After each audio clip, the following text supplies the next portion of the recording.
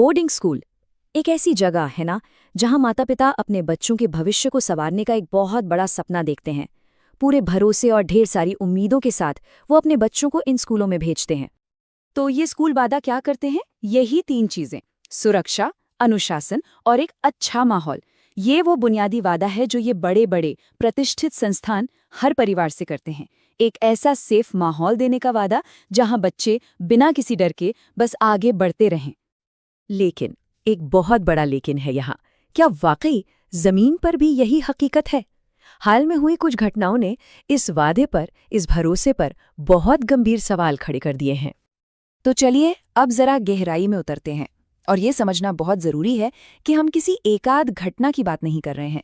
ये देश भर में एक बहुत ही चिंताजनक पैटर्न है जो उभर कर सामने आ रहा है। जरा इन घटनाओं के सिलसिले को देखिए। जुलाई 2024, ग्वालियर का सिंधिया स्कूल, यौन शोषण का मामला सामने आता है।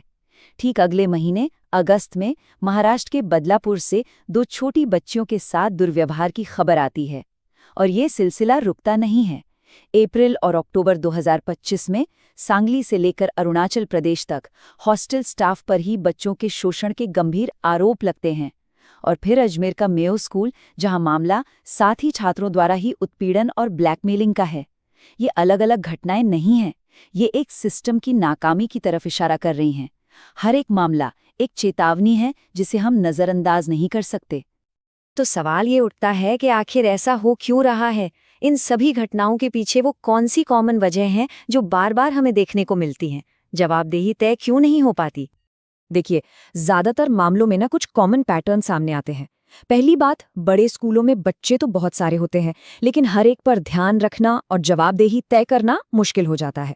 दूसरी, स्कूल की प्रतिष्ठा, उसकी इमेज बचाने के चक्कर में बदमाशी, हरासमेंट जैसी शिकायतों को अक्सर दबा दिया जाता है। और तीसरा, जब स्टाफ या मैनेजमेंट सही समय पर एक्शन नहीं लेता तो छोटी छोटी बातें भी बहुत बड़ा और गंभीर रूप ले लेती हैं।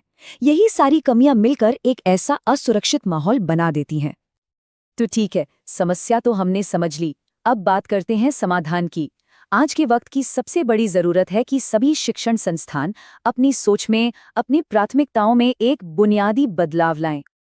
ये स्लाइड पूरी कहानी को 2 हिस्सों में बांट देती है।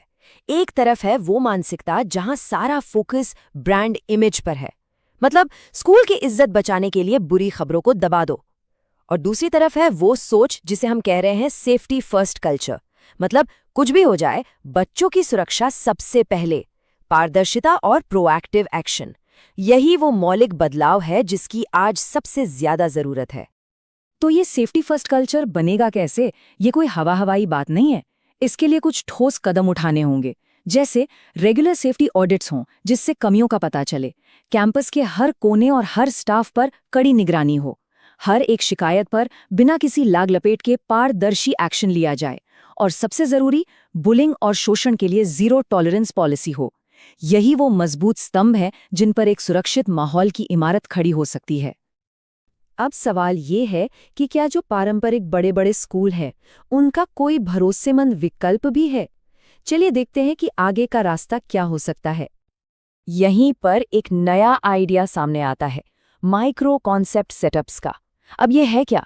समझिए, ये छोटे कंट्रोल्ड एनवायरनमेंट हैं जहां बड़े स्कूलों की भीड़ में हर बच्चे पर ध्यान देना नामुमकिन सा हो जाता है। वहीं इन छोटे सेटअप्स में हर बच्चे पर पर्सनली नज़र रखना, उनकी सुरक्षा को यकीनी बनाना कहीं ज़्यादा आसान और असरदार साबित होता है। और आखिर में ये एक बात है जो हमें कभी नहीं भूलनी चाहिए। ये सिर्फ एक कोट नहीं है, बल्कि ये हर स्कूल, हर माता पिता और हम सबके लिए एक सिद्धांत होना चाहिए। बच्चों की सुरक्षा कोई ऑप्शन नहीं है, ये पहली और सबसे बड़ी जिम्मेदारी है। तो ये एक विचारणीय प्रश्न है। जब अपने बच्चों के लिए स्कूल चुनते हैं तो क्या हम सुरक्षा के बारे में सही सवाल पूछ रहे हैं, या फिर हम अब भी सिर्फ स्कूल के बड़े नाम और उसके ब्रांड वैल्यू पर ही अटके हुए हैं?